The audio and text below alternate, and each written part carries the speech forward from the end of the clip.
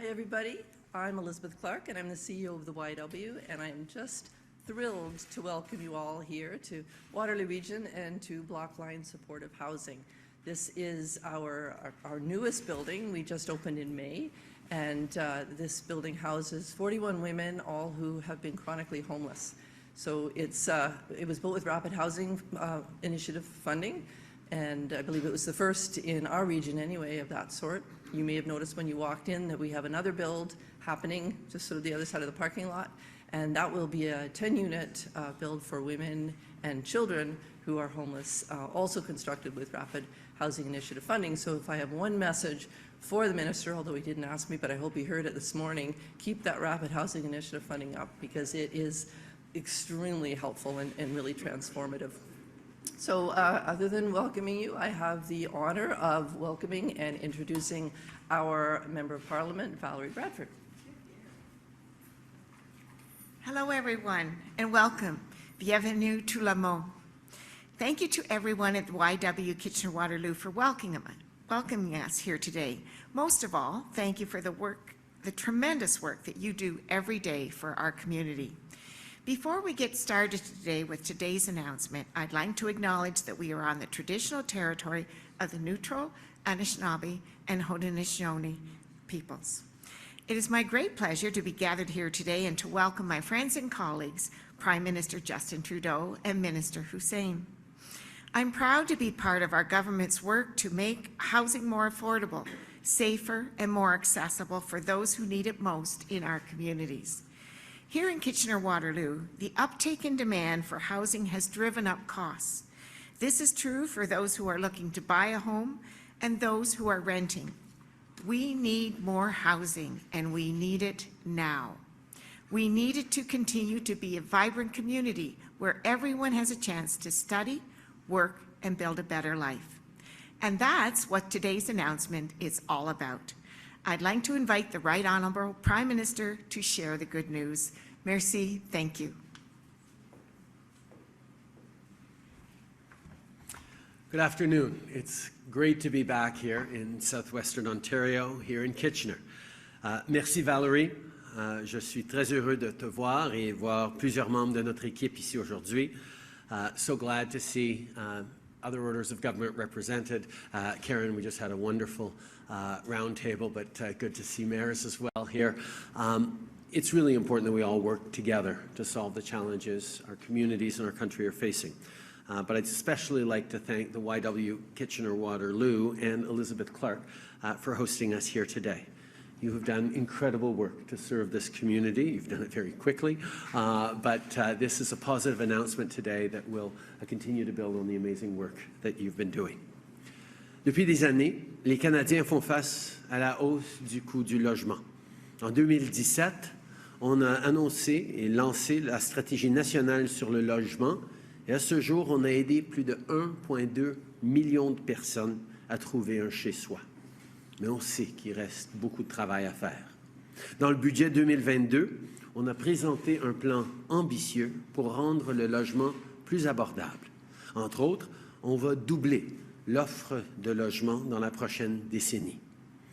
Et on va continuer d'innover et de construire plus de logements abordables, surtout pour ceux qui louent et ceux qui risquent de se trouver en situation d'itinérance. Over the past years and the past months, I've talked with many Canadians who are worried about being able to afford a place to live. This is as true for people looking to buy a home as for those who live in rental housing. We're seeing prices going up across the country. So we know we need to build supply and find innovative solutions. And that's what today's announcement is all about. I'm happy to announce that we are making a major investment to create nearly 17,000 homes, the majority of which will be affordable units. A big piece of this is the upcoming launch of the third phase of our extremely successful Rapid Housing Initiative. We first launched the program in 2020 to quickly deliver permanent housing for vulnerable people. At each stage, this program has exceeded expectations. The first 2 rounds of the Rapid Housing Initiative are set to deliver over 10,000 units, outperforming the 7,500 we initially hoped to build. With today's announcement, this third round will build 4,500 more affordable units from coast to coast to coast. The impact of this program is evident right here at YW Kitchener-Waterloo's new Block Line Road building. This supportive housing building is now home for dozens of women at risk of homelessness or who were experiencing it until these units were built. During the round table, we all got to hear from two extraordinary women, Renee and Erin, who were sharing their stories and sharing how important it is that even as we invest in the safety, security, stability of housing, we're also investing in the community that goes around it to allow people to build their own path and their own potential. I know everyone around the table was moved to hear their strength and their courage and inspired for the future that we're going to continue to work on building together. Because when people have stable homes, they can build more stable lives. They can participate and create their communities. They can contribute their skills to businesses and organizations in our economy, and we all benefit from that. I want to take a moment to acknowledge the way both the City of Kitchener and the region of Waterloo are expedited the zoning, planning, and permitting processes and supported this project to get it built quickly. We need all orders of government to step up and find ways to get projects built, and we want to be your partners in finding ways to remove barriers, accelerate projects, and unlock supply. On sait que pour résoudre un problème aussi complexe que le logement, ça prend des idées nouvelles, audacieuses et créatives. C'est pour ça que le financement d'aujourd'hui prévoit aussi des investissements dans le Fonds d'innovation pour le logement abordable. The Affordable Housing Innovation Fund has supported projects like North America's first passive house retrofit on an apartment building. And today we're announcing that through this fund, we will be investing to create 10,800 housing units, including 6,000 affordable units. We're also creating a stream under this fund for a new rent-to-own pilot. For a lot of renters, saving to buy a home is increasingly difficult. Through this new program, we'll work with housing providers to help families go from renting to owning their home. I'm very pleased to say that applications for projects open today. When nearly a third of Canadians rent their homes, it's important that governments make sure renters are part of any affordability plan, and that's what the federal government will keep doing. When people have a home of their own, whether they rent or they own, they're better able to invest in themselves and invest in their communities. Our government understands that it's only by investing in people that we can grow the economy. When we help provide childcare, we give kids the best start in life and help 250,000 workers, especially moms, participate in the labor force. When we invest in post-secondary education and apprenticeships, we help people reach their full potential, and we help businesses who are now able to hire skilled workers. Quand on appuie les travailleurs à faible revenu, on les aide à profiter de toutes les opportunités qui s'offrent à eux.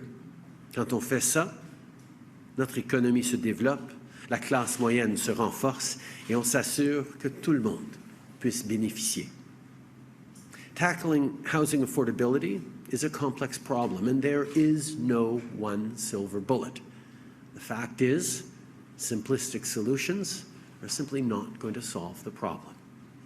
But announcements like today's move us all forward and give more people a place to call home and a real and fair chance at success. And on that, I want to thank Minister Ahmed Hussen for his extraordinary leadership over these past years and everything that you do, Ahmed, to help make housing more affordable. But before I introduce Ahmed, I want to send my condolences to everyone affected by the devastating floods in Pakistan, and especially to all those who've lost loved ones. Yesterday, Canada committed an additional $5 million in emergency assistance and humanitarian aid. We will continue to stand with the people of Pakistan impacted by this horrific disaster. And I'm now very pleased to turn it over to Minister Hussen. Ahmed. Thank you very much, Prime Minister. Hello, everyone. Bonjour tout le monde. Thank you, Prime Minister, for that kind introduction. And I want to really start by echoing your important message, which is that this is truly about helping Canadians access safe and affordable housing that meets their needs. We know Canadians have different housing needs depending on where they sit on the housing spectrum. And the stories we heard today in the roundtable from local residents here in Kitchener and around Waterloo region truly highlight the diversity of need in housing that we all know exists right across the country. Et ce sont des histoires comme celle-ci qui remettent toujours en perspective ce que nous faisons en tant que gouvernement. It is easy to think about our national housing strategy as a standalone solution to a complex issue. This 10-year plan, backed by more than $72 billion in investments, is about ensuring that every single dollar of those investments are focused on not just addressing one challenge at a time, but at tackling all of them at the same time. Et comment y parvenons-nous? C'est grâce à des partenaires exceptionnels comme la région Waterloo. Just look at YWKW Waterloo Supportive Housing Project where we're gathered here today. This location is not only giving women who had been experiencing homelessness, who are at risk of experiencing homelessness, a reliable roof over their heads, but also ensuring that they have the important wraparound supports that they need to not just get by anymore, but actually start to get ahead and have the stability that they need and deserve. Or look at One Roof's new shelter in downtown Kitchener, making sure youth in our community have a place to go when they need it the most. La stratégie nationale sur le logement consiste à trouver des solutions innovantes qui répondent aux besoins directs de la communauté en le coûtant directement. With today's announcement, more projects like these homes in Kitchener will be made possible from coast to coast to coast. And by moving ahead on our commitment through the Innovation Fund and the brand new Rent-to-Own program, we're tackling challenges such as affordable housing, but also access to the housing market for countless Canadians who wish to continue to access the dream of home ownership. From the fight against homelessness to the path towards home ownership, we're ensuring that no one is left behind, and that includes all Canadians. Ultimately, the key takeaway from today is that thanks to our partners and their ambitious targets and their commitments and their work, our outstanding team on the ground right here in Kitchener and across this region and the country, the community leaders that are tireless in their work to ensure that everyone is housed in our communities, more families will be able to leverage federal investments to raise their kids in a community that they love and know. And more seniors will be able to age comfortably in place in communities that they've literally helped build and be able to live in a life of dignity and respect that they deserve. Et plus de gens peuvent bénéficier de la sécurité et de la stabilité dans chez-soi qui leur donnera le nouveau départ dont ils ont besoin.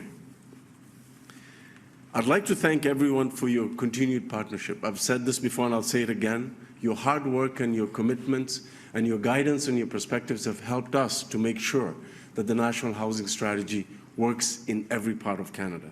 Your hard work is actually improving the lives of everyone in our community.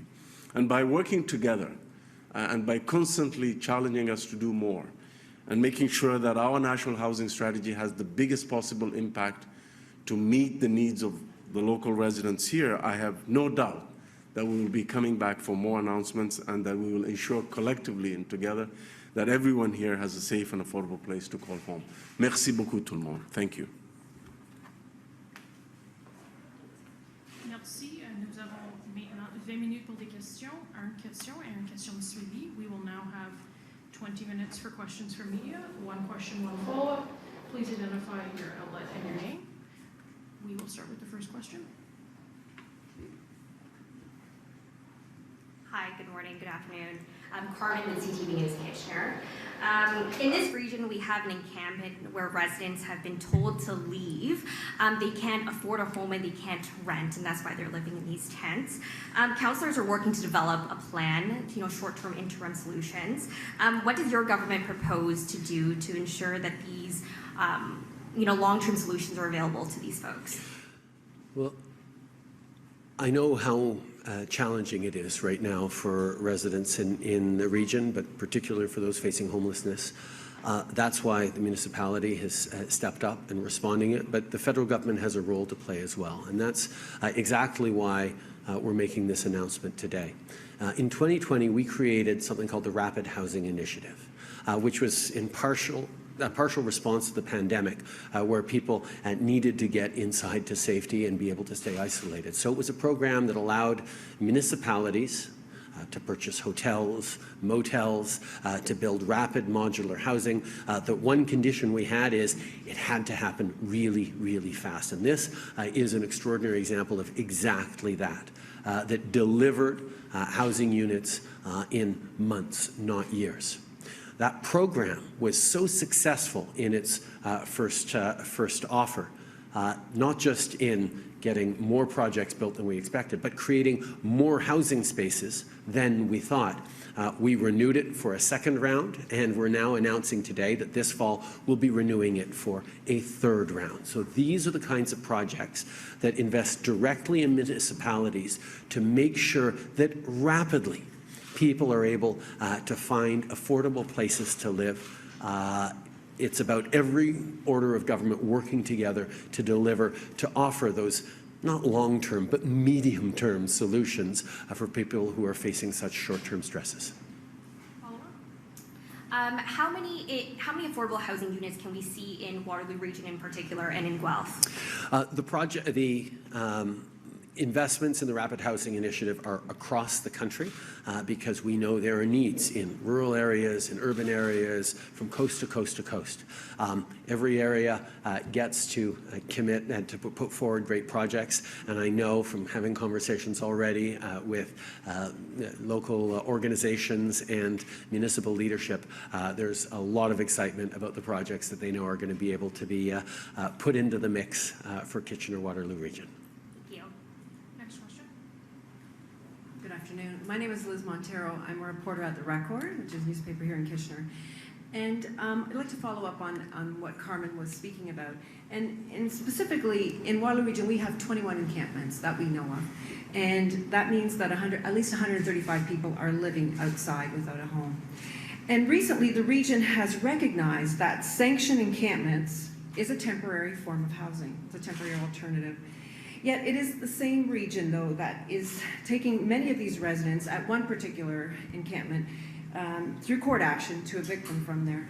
So how do we remedy that when, on one hand, we're saying, yes, we want to assist you, we're doing everything we can, but yet we're taking you to court and we're going to evict you? I know those are important issues that the municipality is struggling with, and rightly so. What the federal government is doing is being there as a partner to make sure that these pressures become less, to make sure that there is a creation of stable housing supply, of increased supply of affordable housing, so that people don't have, as an only option, to live in an encampment or to be homeless. We know there is a need for more affordable rental homes. There is more need for supported housing. There's more need for wraparound supports. The federal government is there as a partner, particularly when it comes to investing the necessary capital to be able to build places like this. But the province and the municipality have important roles to play in making sure there are the services that are there for people. When someone experiences homelessness, they come into their home, even if it's great 4 walls and a roof, with a higher level of needs and services that they have to access, particularly in those first years. That's something that we need to make sure is being delivered, and that's something we're going to continue to work with the municipality and the province on. So the money that you're announcing today then will assist the region and the municipalities here to build temporary homes for some of these people? Build rapid homes, but not necessarily temporary homes. We know that there is a need that is not going away anytime soon. We see our populations are growing, particularly in vibrant areas like Kitchener-Waterloo. We need to make sure that we are rapidly creating more spaces for people to actually get that stability and that security that's going to allow them to move forward and find their paths. Next question, please. Good afternoon. James Sharani with CBC-KW.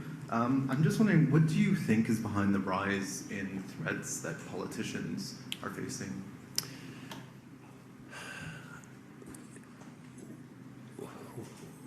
We've been through a lot as a country, as a world over these past years. Obviously, the pandemic, increasing anxiety because of climate change, transformations of our economy, rise in mental health and addiction problems, particularly with the opioid crisis that has been ravaging communities right across the country. It's a lot of pressure on a lot of people, and unfortunately, there are no easy solutions for all these challenges we're facing. It's going to take hard work. It's going to take people listening to each other. It's going to take orders of government stepping up and delivering for people. And it's a time for responsible leadership. It's time for people to look to assuage fears and angers, to respond with a positive vision of the future. But people are hurting. People are hurting because of all these things we're going through. And we need to make sure that the messages that we put forward as a country, and not just political leaders, but community leaders, institutions, are focused on supporting each other. Canada made it through this pandemic better than most places in the world because Canadians do a really good job of being there for each other. And we have to continue doing that work of building strong communities, of listening to each other and supporting each other as we move forward. And that's something that really, really matters. So each of us in positions of authority or power need to make sure that we are not inciting or encouraging anger or frustrations, but actually putting forward concrete, real solutions that are going to bring people along and allow them to see themselves in the future that the world is creating. En français, s'il vous plaît. Je pense qu'on est en train de vivre des moments extrêmement difficiles et troublants pour énormément de gens. Que ce soit les transformations de notre économie à cause des changements climatiques, que ce soit la pandémie qui a mis énormément de stress sur les gens, que ce soit les défis au niveau de la santé mentale, que ce soit la pandémie d'opioïdes à laquelle on fait face depuis bien des années. Il y a énormément de stress et de pression sur les gens et malheureusement, il n'y a pas de solutions simplistes qui vont fonctionner.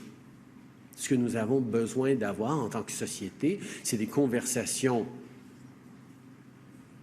robustes, mais respectueuses et raisonnables sur le pays qu'on est en train de bâtir. Et il faut faire très attention, qu'on soit politicien ou leader communautaire ou leader d'institution, de ne pas amplifier ses peurs, mais de trouver des solutions qu'on peut bâtir ensemble pour que les gens puissent se voir dans l'avenir. Great. Yeah, and as a government, you spent a lot of money on affordable housing projects, but what role do you think the federal government can play in setting up quotas for developers so that a minimum number of affordable housing units are created in all new builds? As you know, the federal government over the past number of years has stepped up massively, whether it was with 2017's National Housing Strategy, which has created new homes or found places to stay for about 1.2 million families over the past number of years, or further investments like the Rapid Housing Initiative, like the Municipal Partner Accelerator Fund that we're working on. There are many, many things the federal government can and should be doing, particularly after 10 years of a previous government that did not invest in housing across the country. We know that there is a role for the federal government in housing, and we are stepping into that space in a very strong way because the needs are so significant. But at the same time, the federal government can't do everything. And that's where making sure that municipalities continue to play their important leadership role in responding to concerns on the ground, but also provinces need to step up in the way they challenge developers to include more affordability in their builds, the way provinces look at zoning, the way provinces participate in funding projects like these. These are the things that all orders of government need to have to work together on, and the federal government will continue to be there to do our share, to do more than our share, to make sure that we're building the right future for everyone. Thanks. Next question, please. Hi, Prime Minister. Good afternoon. My name is Brent Cater with City News here in Kitchener. Evictions have been used as a tool before to deal with homeless encampments here in the region. One of the struggles, though, despite adding affordable housing, has been to try to transfer those individuals into those affordable units. Is that being taken into account into your plan about the actual transferring of individuals? Well, I think one of the things that we need to understand is people who are experiencing homelessness have experienced a certain degree of failure of the system to support them, to give them what they needed to be able to prevent them from having to end up living homelessness. And first part we have to focus on is rebuilding trust. Now, part of that rebuilding trust is making sure there are places for them to stay that they can afford, that are safe, that are there for them. But there's a lot more than just the bricks and mortar that is needed. There's need for community supports, health supports, counseling, but there's also a need for building community where people can find their, their thing, whether it's gardening or whether it's community mentorship, whether it's sports, whether it's community activism. Like, there needs to be a level of wraparound supports that so many different organizations need to come together to do. And that's where, similar to the federal government, provincial government, and a municipal government working together to provide those supports, there is work to do to rebuild trust and to demonstrate that there is a commitment not just to putting someone in a box, but to making sure that they're living a full life as they move forward, and that often requires more investments than just a roof. But that's why those partnerships, not just with other orders of government, but with the extraordinary community organizations, many of which I got to meet today, are so important in tackling the homeless crisis. We have committed as a government to ending chronic homelessness in the coming years. It can be done. We're stepping up, and we'll continue to step up to do our parts, but it's going to take a lot of other people stepping up as well, and we see that every day with the extraordinary people in the sector. Thank you very much. Follow-up question? That's it. Thank you. Okay, and we'll take the last question from CP. Hello, Paula Larigio with the Canadian Press. You and your caucus have been accused of staying silent on the issue of anti-Semitism in the contract audit for anti-racism training. You addressed it briefly while answering a question at a news conference about a week ago, but you haven't spoken on it otherwise. Why is your government not speaking out to condemn these statements? As you said, we have spoken out, and I will continue to speak out, and I'm happy to do that again today. It is absolutely unacceptable that federal dollars have gone to this organization that has demonstrated xenophobia, racism, and anti-Semitism. It has to stop. We put a stop to all the funding going to this organization, and further than that, we are ensuring that there are better processes in place to make sure that no other organization or hateful individuals slip through the cracks. We are a government that has consistently moved forward in fighting racism, in funding organizations that step up in the fight against anti-Semitism, anti-Black racism, anti-Asian racism, anti-2SLGBTQI+ community groups. All the things that we are doing and will continue to do is at the core of who this government is. We cannot accept intolerance. We cannot accept racism, hatred, and anger, particularly not funded from the government, and that's why we took action quickly, and will continue to ensure that this never happens again. Will you be asking for a review of all funding to the CMEC from government departments, agencies, and programs? And would you be asking for a tightening of vetting procedures in the future? We are absolutely in the process of doing a complete review to make sure that this organization is not getting any funding from the government. And we are making sure that we're putting in place procedures that ensure that this never happens again. Thank you. That concludes today's press conference.